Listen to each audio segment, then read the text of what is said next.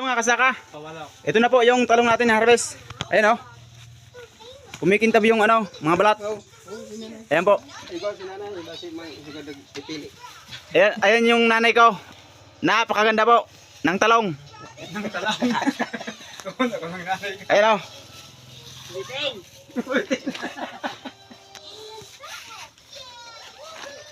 Ayan po kasaka. So, ito kung just tayo, pizza 30, maaga-aga naman kita. Kumunti yung harvest natin ngayon, mga nasa 140 kilos lang. Dati 160 na. Ngayon bumaba kasi ano, gawa siguro nung nakarang araw yung mga ano, yung bulaklak niya hindi natutuloy. Sobrang init ng araw, kulang sa dilig. Ayan po. Saka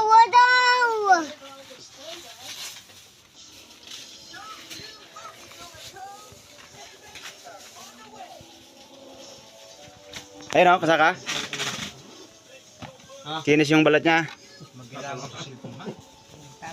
Sintab, kumikinang, parang ano, talong. Yan po.